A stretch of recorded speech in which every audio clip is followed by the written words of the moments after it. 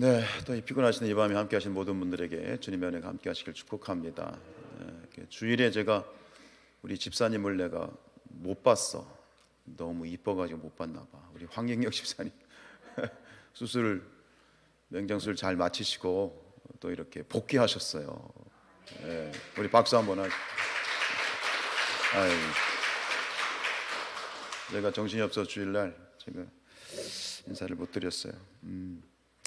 그래요. 우리가 이 교회 공동체가 우리가 다른 건 못 해줘도 기도는 해줄 수 있는 거잖아요. 기도는이 아니라 기도가 답이고, 우리는 뭐 새벽에도 그런 말씀드렸지만 우리는 내 힘으로 도와줄 거면 내 힘밖에는 안 되는 거 아니야. 그러나 기도로 도와주면 무엇이든 도와줄 수 있고, 그렇죠? 하나님이 역사하시면 불가능이 없는 기도는 기도의 능력을 우리가 누리는 그런 신앙이 될 수 있게 축복합니다. 누린다는 말, 여러분, 누린다, 영어로 enjoy 한다는 말인데, 여러분 오늘 그 누리는 신앙에 대해서 우리 한번 생각을 해보도록 합니다. 자, 우리 오늘 이제 이 4장, 이제 이 4장이 오늘 우리는 16장부터 오늘 16절부터 시작하게 되어지는데, 이 누가복음 4장은 예수님이 이제 모든 준비를 마치시고 공생애를 시작하셨다는 얘기를 지난 시간에 우리가 했잖아요. 그러면서 이제 지난 시간에 나눴던 것은 예수님이 공생애를 이제 3년 6개월을 사셨는데, 예수님이 주로 활동하셨던 지역, 그죠? 그 지역 주로 어디에서 활동을 하셨다고요? 네, 감사해요. 잊어버려 주셔서. 갈릴리, 기억나시죠? 오늘 이 4장을 읽다 보면 또 이렇게 반복되어 나오는데, 예수님은 그 갈릴리 지역을 중심으로 활동을 하셨고요. 근데 오늘 그래서 지난 시간에는 왜 갈릴리인가? 갈릴리는 이 이스라엘 땅에서도 소외된 지역, 그리고 소외된 사람들이 사는 곳. 그 주님이 오신 이유는 의원이 필요한 것은 병든 자에게 의원이 필요한 것처럼 정말 주님의 도움이 필요하고 주님의 이제 복음이 정말 절실한 그런 어떤 소외되고 헐벗고 굶주린 고아와 과부와 같은 그들을 위해서, 여러분 우리도 마찬가지죠.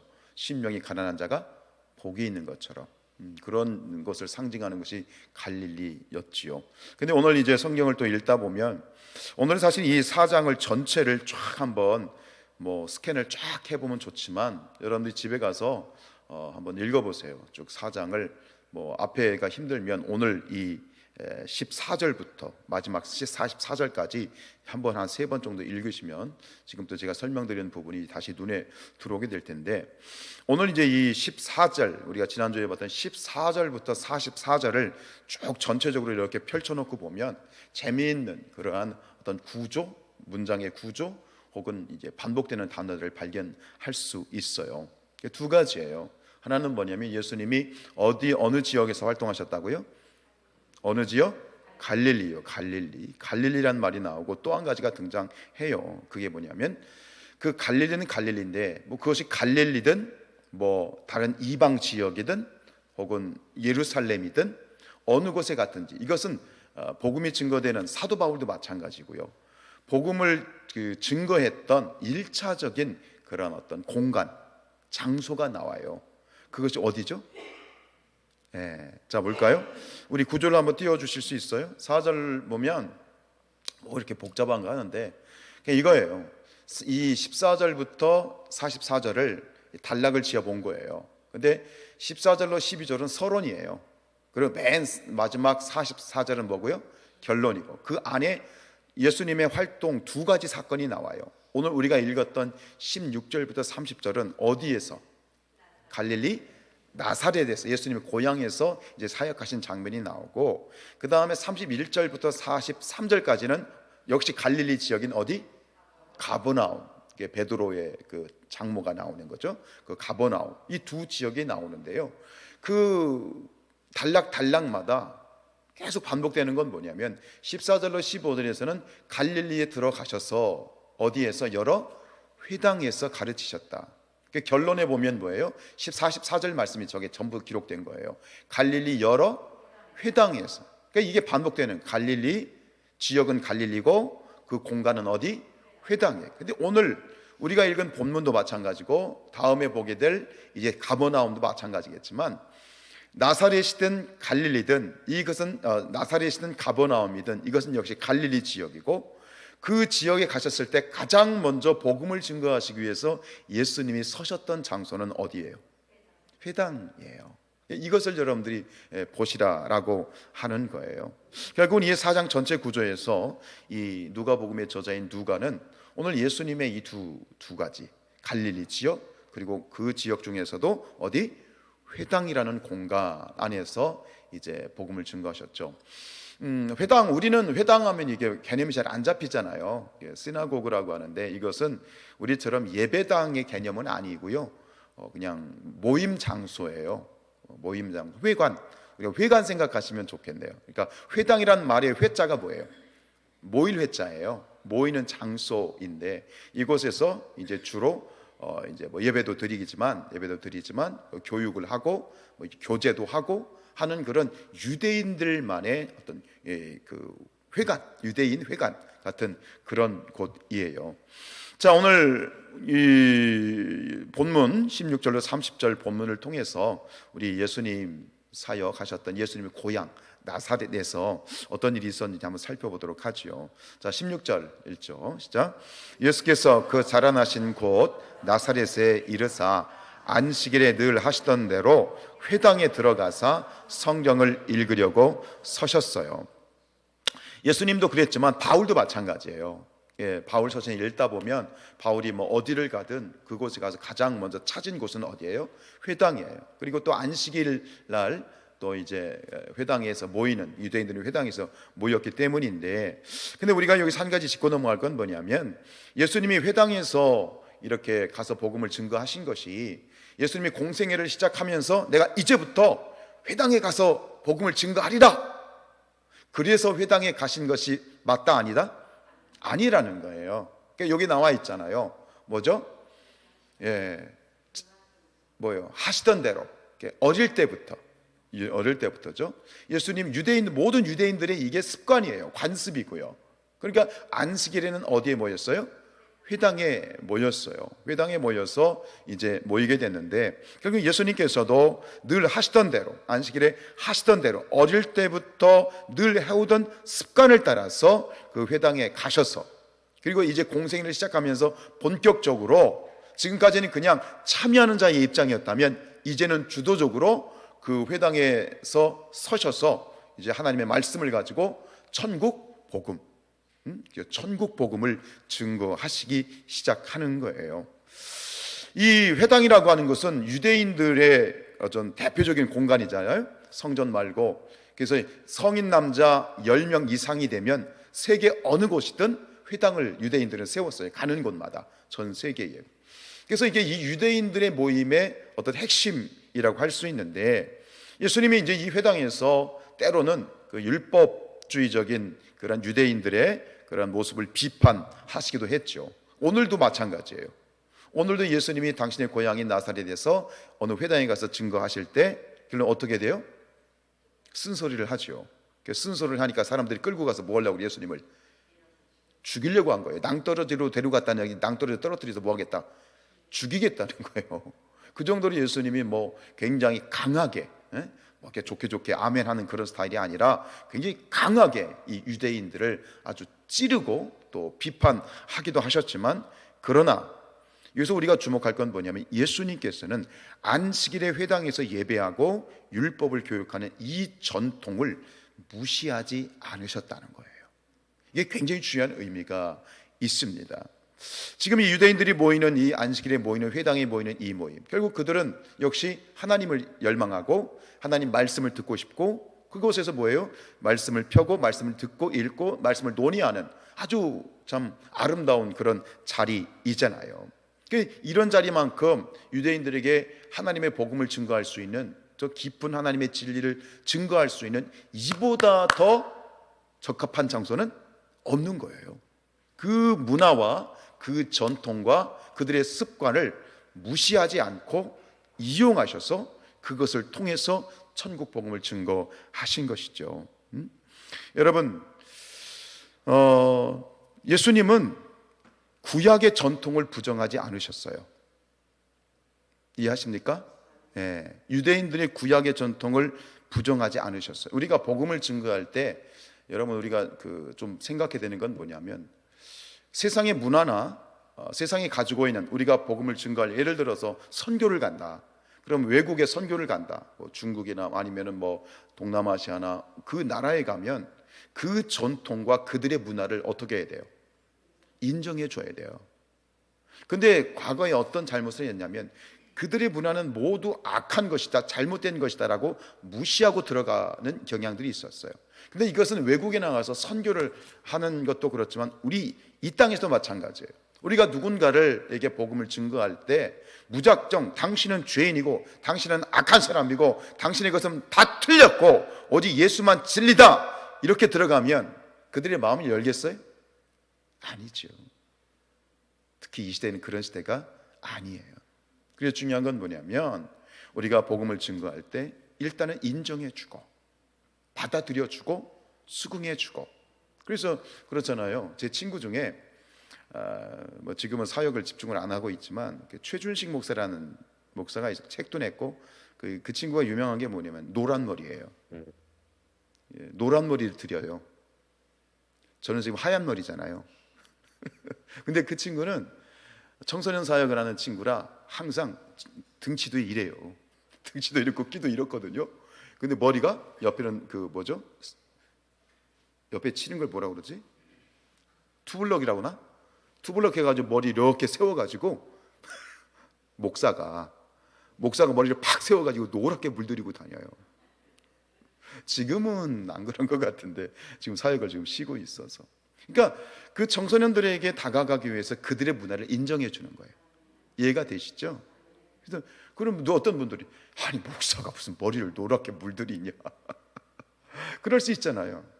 근데 이것이 뭐냐, 오늘 제가 말씀드리는 거 이런 편견이나 이런 틀을 깨지 않으면 사실은 예수님이 유대인 회당에 들어가셔서 복음을 증거하셨다는 것은 이거는 우리에게 주는 선교적인 의미가 굉장히 중요한 거예요. 여러분, 구약의 전통을 예수님 부정하지 않으셨어요. 뭐 하셨죠? 대신 완성하셨죠. 그러니까 일단 우리가 수용해주고 받아주고 복음을 증거할 때 그 사람을 인정해주고. 왜 인정해줘? 일단 그에게 부족한 것을 채워주고 완성해 주기 위해서 수긍하고 들어가는 거지. 그죠? 잘못된 것은 나중에 함께 이제 고쳐갈 수 있게 하는 것이죠. 우리 마태복음 5장 17절 말씀입니다. 시작. 내가 율법이나 선지자를 폐하러 온 줄 생각하지 말라. 폐하러 온 것이 아니요 완전하게 하렵니다. 아멘. 예수님은 율법을 폐하신 분이 아니에요. 예수님은 율법을 완성하신 분이에요. 저기 아래쪽에 있는 하나님의 교회, 여기가 이제 안식교 계통이잖아요. 특히 이제 그네들이 하는 그런 방법이 뭐냐면 기성교회를 공격할 때 하는 말이 있어요. 너희들은 왜 하나님 말씀대로 하지 않느냐라고 얘기를 해요. 혹시 만나보신 분들 계세요? 그 하나님의 교회 사람들이라든가 안식교 사람들, 그들은 얘기합니다. 기존 교인들에게, 기성 교인들에게 뭐라고 말하면 너희들은 하나님 말씀대로 안 한다는 거예요. 그러면서 그들이 들이미는 성경은 어떤 성경일까요? 신약일까요? 구약일까요? 네, 구약 성경을 들이밀어요. 여러분, 구약 성경 읽다 보면 이런 구절이 많이 나와요.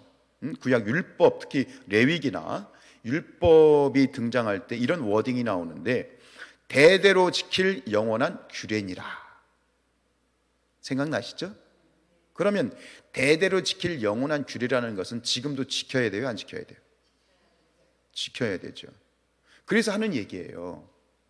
그러니까 구약이 안식일을 지켰지 않냐, 구약이 어디 주일을 지켰다는 얘기가 나오냐? 물론 나와요. 신약에 보면 바울이 주일이란 말이 정확하게 나오거든요. 어쨌든 간 왜 영원히 지킬 규례나라고 나오는데 왜 너희들은 안 지키냐? 너희는 틀렸다, 우리가 맞다, 이렇게 공격을 해오는 거예요. 그래서 그들은 안식일이 토요일 맞거든요. 안식일을 지키는 거예요. 토요일을 지키는 거예요. 여러분들 어떻게 생각하세요? 그것을. 그리고 어떻게 그것을 납득을 시킬 수 있을까요? 여러분, 만약 그렇게 얘기하면 저 안식일 하나님의 교회 사람들은요, 구약에 있는 대로 제사를 드려야 돼요. 그래야 안 그래요? 짐승 잡아야 돼요. 번제를 드려야 된다고요. 그러니까 영원히 지킬 규례니라라는 항목이 붙어있는 것은 다 지켜야 돼요. 구약에는 그대로 지켜야 돼요. 제사장이 있고요, 번제단 만들어가지고 해야 돼요. 안 하잖아요. 사실 어불성설이에요. 이연령 비연령이 자기들이 쓸 것만 딱 빼가지고선 그렇게 적용을 하는 거죠. 레위기 3장 17절 말씀입니다. 시작. 너희는 기름과 피를 먹지 말라. 이는 너희의 모든 처소에서 너희 대대로 지킬 영원한 규례냐. 보자. 너희가 대대로 지킬 영원한 규례다. 지금 앞에 나와 있는 건 뭐냐면 제사의 그 규례예요. 여러분, 그렇게 할 필요가 있어요, 없어요? 왜죠? 예수 그리스도 안에서, 메시아이신 그리스도 안에서 예수님이 십자가를 통해 모든 율법을 완성하셨어요. 아멘. 그러니까 구약의 율법을 지킨다 안 지킨다 그런 개념은 이제 신약에 와서 예수님 안에서는 의미가 없어진 거예요. 그리고 여러분들이 아셔야 될 건 뭐냐면, 신학적으로 봤을 때 진리는 두 가지의 진리가 있어요.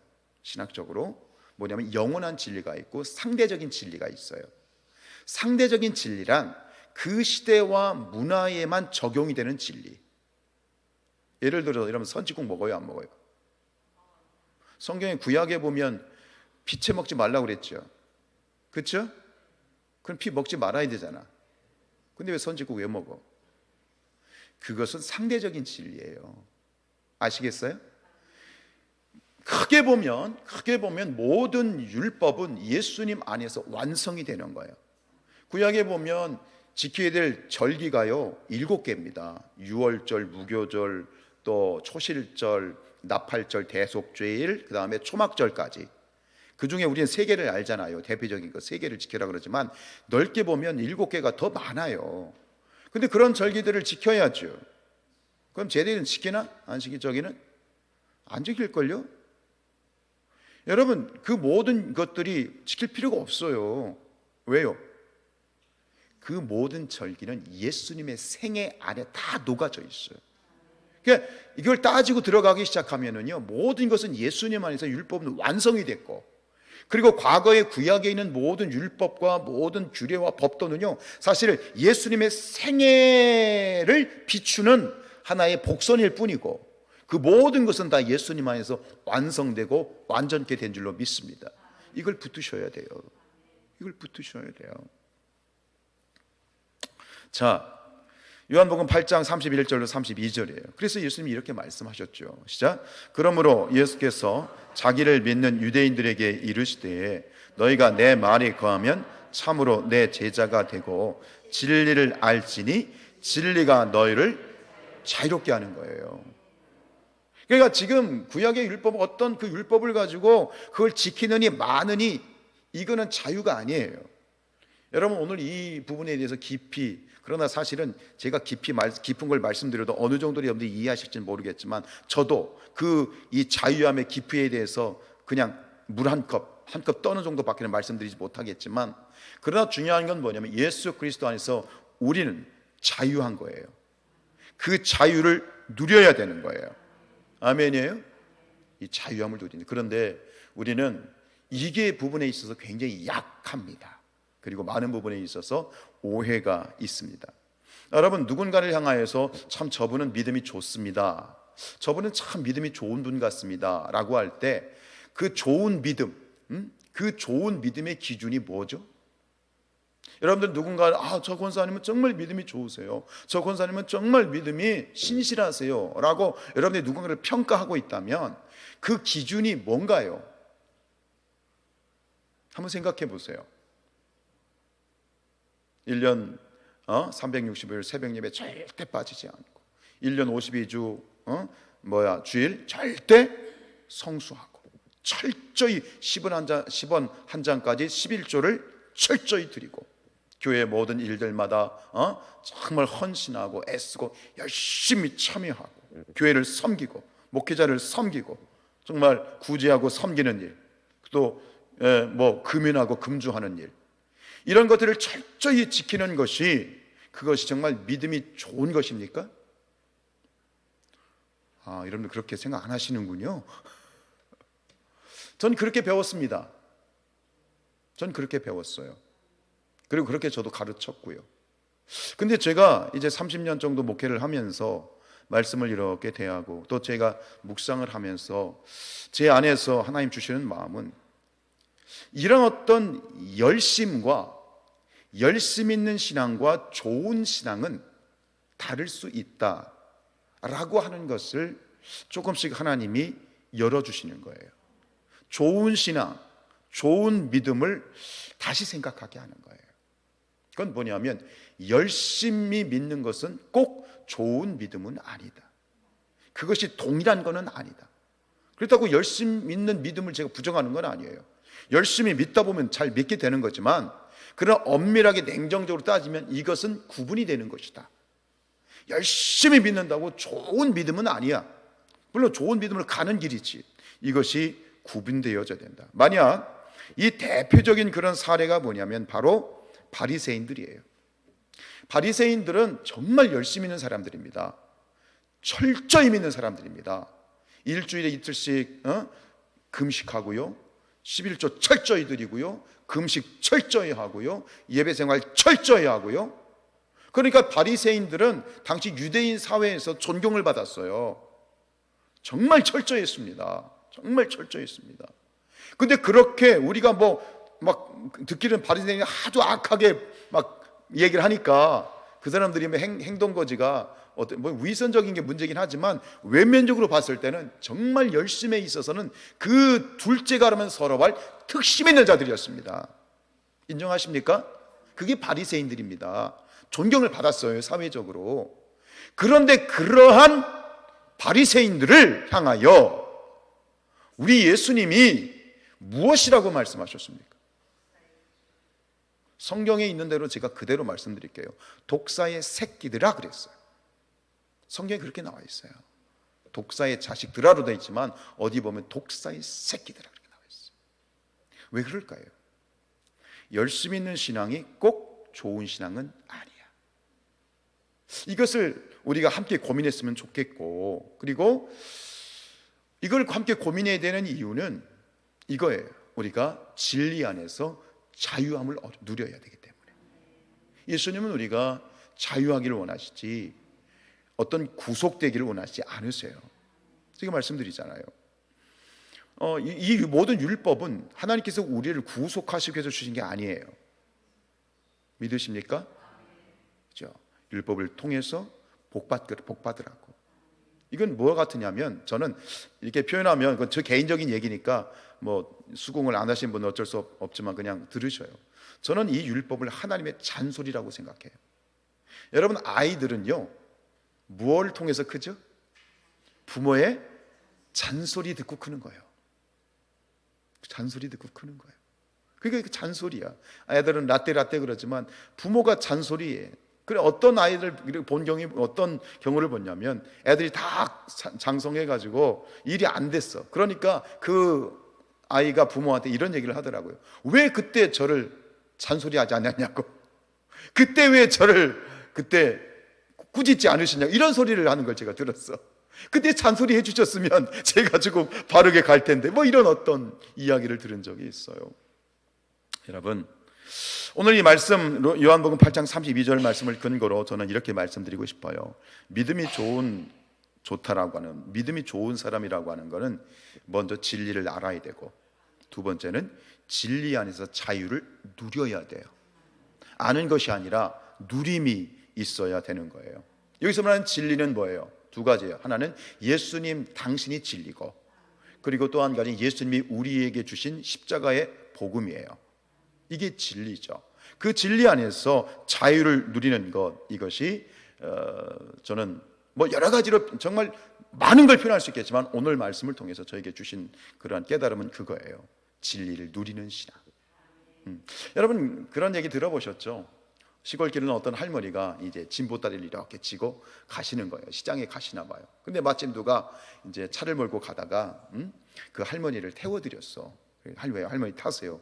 태워드렸는데 이 할머니가 차에 탔는데 계속 머리에 진보다리를 지고 있는 거야.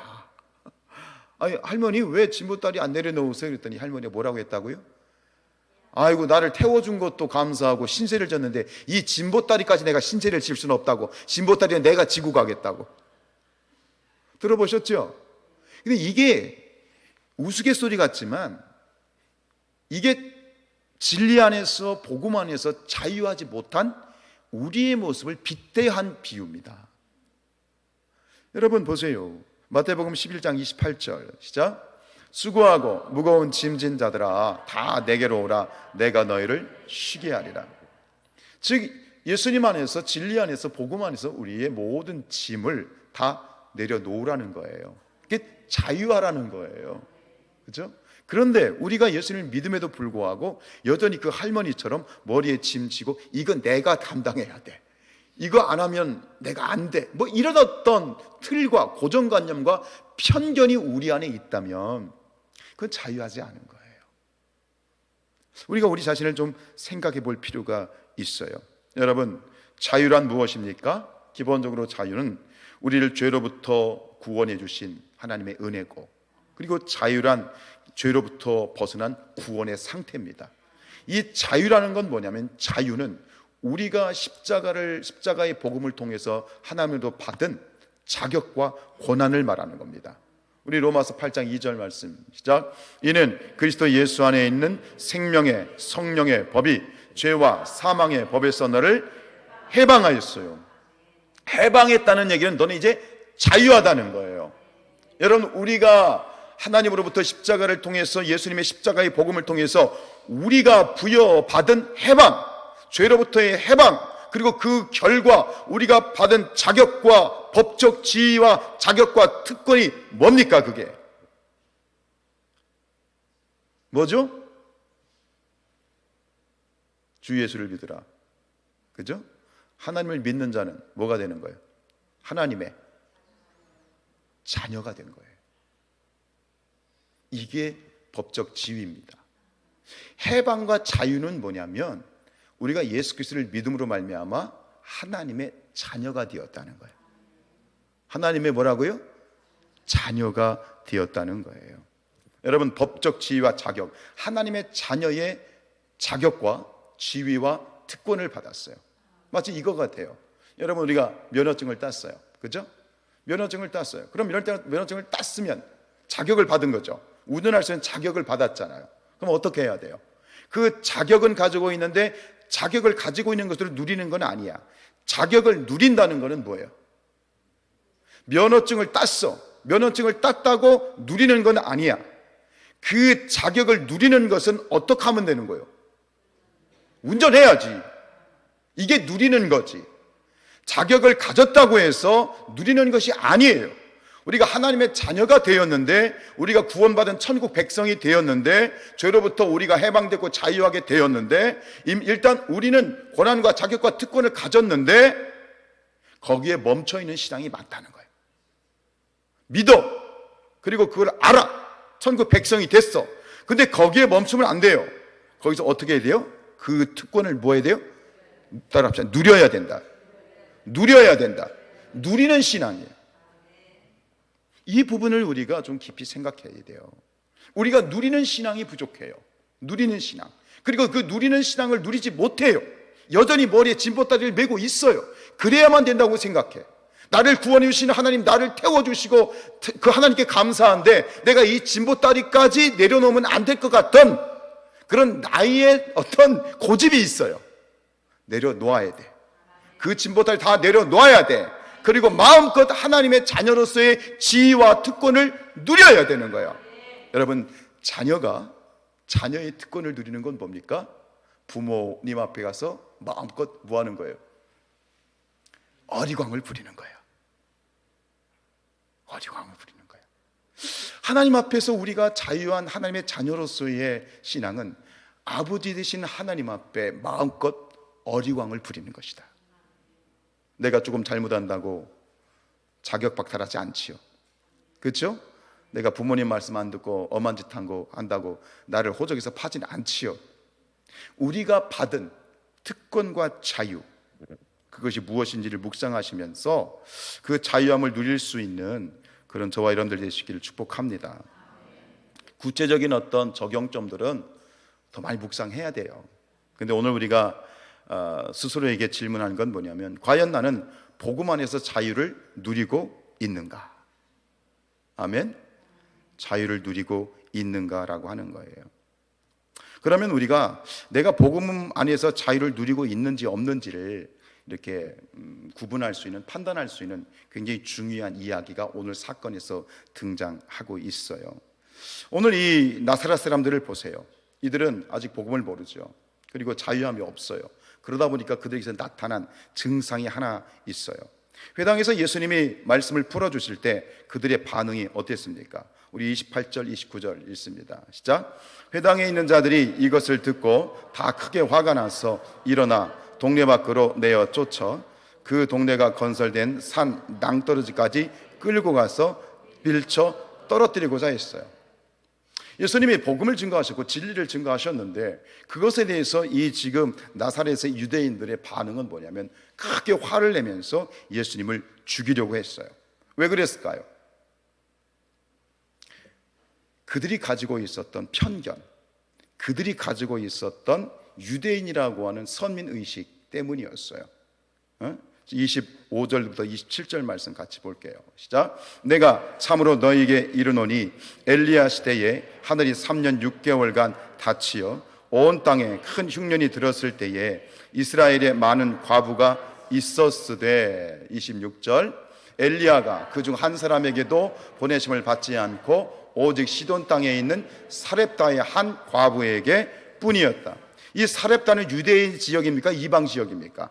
이방 지역입니다. 지금 엘리야를 통해서 하나님의 은혜가 임했는데, 축복이 임했는데 그 축복을 받은 사람은 유대인이 아니라 누구다?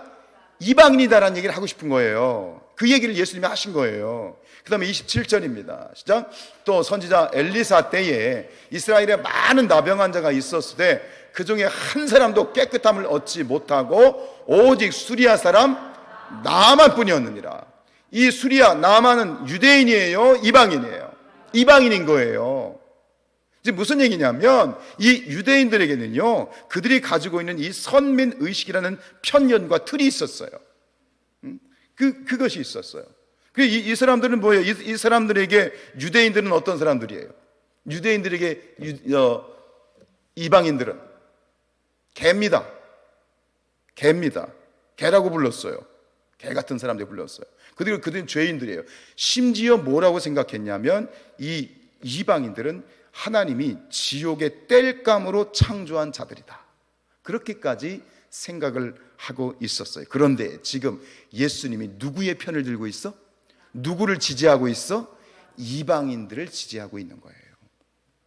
그 얘기를 듣자마자 결국 뭐예요? 분노하기 시작해요.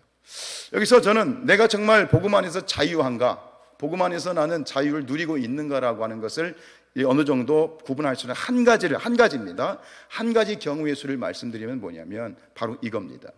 이 유대인들은 지금 뭐예요? 자유함이 없어요. 그들이 가지고 있는 서민의식, 그들이 가지고 있는 어떤 편견, 그들이 가지고 있는 틀이 있어요. 여러분, 자유하다는 건 뭐죠? 틀에서 벗어난 거죠. 그럼 자유하지 못하다는 건 뭐예요? 새장이 갇힌 새처럼 틀 속에 갇혀 있는 거예요. 유대인들은 틀 속에 갇혀 있어. 근데 그때 진리가 증거되니까 그걸 견디지 못하고 어떻게 하는 거예요? 화를 내는 거예요. 여러분, 편견, 특별히 이 종교적인 편견은 하나의 틀이죠. 나를 묶어놓는 틀이죠. 이 편견과 틀은 결국은 복음과 대치가 되고, 정말 중요한 건 뭐냐면 우리가 신앙생활하면서 아까도 말씀드린 것처럼 내가 이 할머니가 이거를 내려놓으면 안 된다는 틀을 가진 거예요. 내가 나를 태워준 것도 신세진 건데 이 짐까지 신세를 지면 안 된다는 틀을 가지고 있는 거예요. 그런데 주님은 말씀하시는 거예요. 아니다, 내려놓으라는 거예요. 내가 생각하는 틀을 깨라는 거예요. 그게 자유를 누리는 거예요. 즉 우리가 가지고 있는 편견, 우리가 신앙생활을 하면서도 이 편견과 틀, 자신만의 딱 틀을 놓고 그 틀 속에 있어야 돼.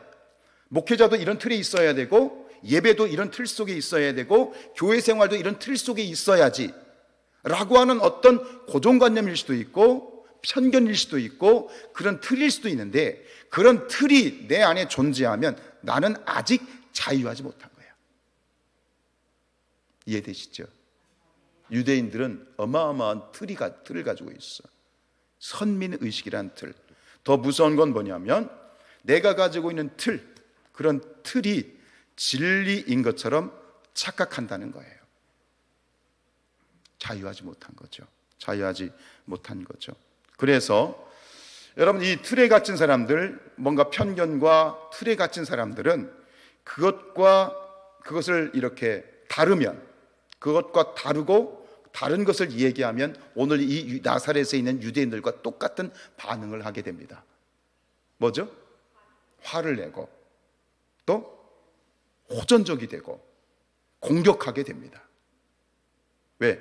나와 다른 것은 틀린 게 되는 거예요. 자유함이 없는 거예요. 근데 우리는 그렇게 해야만 내 신앙이 반듯하다고 생각해. 진리를 알지니 진리는 너희를 자유케 하는 거예요. 이것은 백에 천에 만에 하나를 말씀드리는 거예요. 근데 생각하면 목회하면 목회할수록 저도 그렇고 우리도 그렇고 저도 그렇게 가르쳤었고 저도 배웠고 가르쳤고, 근데 이렇게 여전히 자유하지 못한 신앙, 뭔가 틀 속에 갇혀있는 신앙. 여러분, 예를 들어 봅시다. 50일 기도학교를 안 하면 하나님이 벌 주십니까? 자, 생각해 봅시다.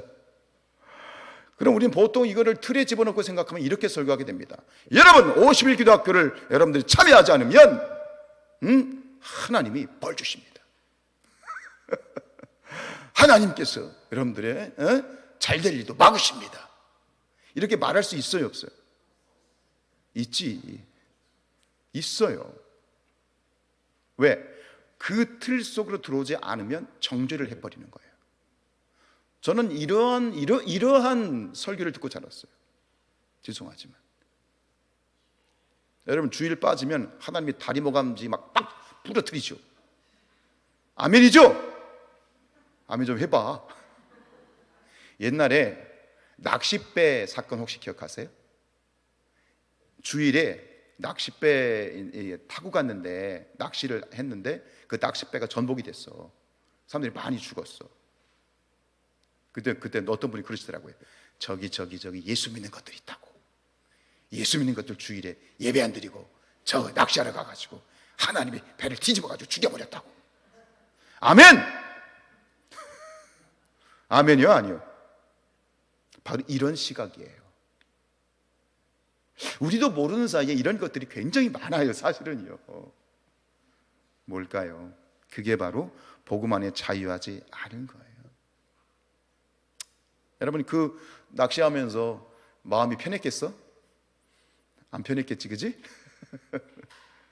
여러분, 오늘 우리 삶 가운데 예수님께서 우리에게 말씀하시는, 또 우리에게 진리 가운데 열어주신 이 자유함을 누리는 그러한 우리 성산교회 성도들이었으면 좋겠어요. 그리고 또 한 가지는 뭐냐면, 내가 가지고 있는 편견 있는 틀, 그것이 진리가 아닐 수 있다라고 하는 것. 그리고 거기에 내가 속박이 되고 누군가가 그걸 건드리면 내가 버럭 화를 내고 그것에 대해서 도전하고 호전적이 되면 일단 그 심령은 자유하지 못한 것이 되고, 또 한 가지, 열심이 있다고 해서 꼭 그것이 좋은 믿음은 아니고, 잘 믿으면 그 열심이 우리를 바리새인으로 만들어 버리는 거죠. 이런 거예요. 한 가지 예를 드리고 말씀을 마칠게요. 제가 이게 습관적으로 미간을 찌푸리는 그런 습관이 있어요. 어쨌든 주사도 맞고 그랬었는데 쉽지가 않아요. 그러니까 이걸 보고 여러분들이 저에게 이렇게 말씀하실 수 있어요. 한 분은, 목사님, 자꾸 미간 찌푸리지 마세요. 그러지 마세요. 이렇게 말씀하실 수 있어요. 근데 한 분은 이렇게 말씀하세요. 목사님이 기도를 많이 하셔서 미간이 찌푸리시는가 봐요. 전자는 여전히 율법 안에 갇혀 있는 신앙이에요. 자유하지 못한 거예요. 후자는 복음 안에 눈이 열린 거예요. 여러분, 하나님이 주신 마음이 있어요. 자유한 사람, 복음 안에서, 예수 안에서 자유한 사람의 대표적인 특징이 뭐냐면, 그것은 시작과 끝이 사랑이에요. 사랑의 눈. 요한일서 4장 7절로 8절입니다. 시작. 사랑하는 자들아, 우리가 서로 사랑하자.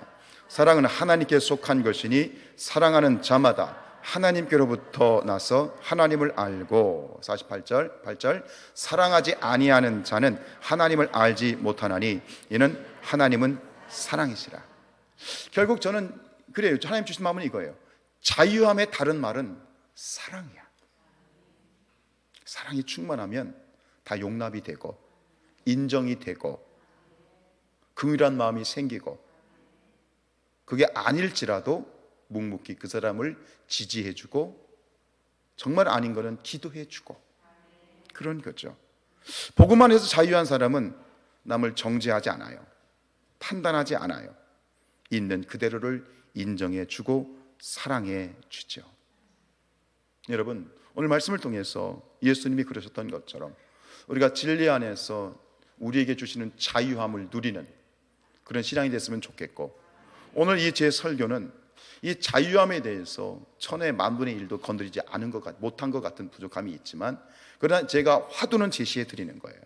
내 신앙 가운데 자유함, 뭔가 갇혀 있는 것, 깨어나지 못한 것, 편견이 있지는 않은지를 살펴볼 수 있는 눈은 제가 드린 것 같아요. 살펴보시고 그런 것들로부터 자유하시고 정말 하나님이 원하시는 그런 복된 신앙을 누릴 수 있는 저와 여러분들 되시기를 주님의 이름으로 축복합니다.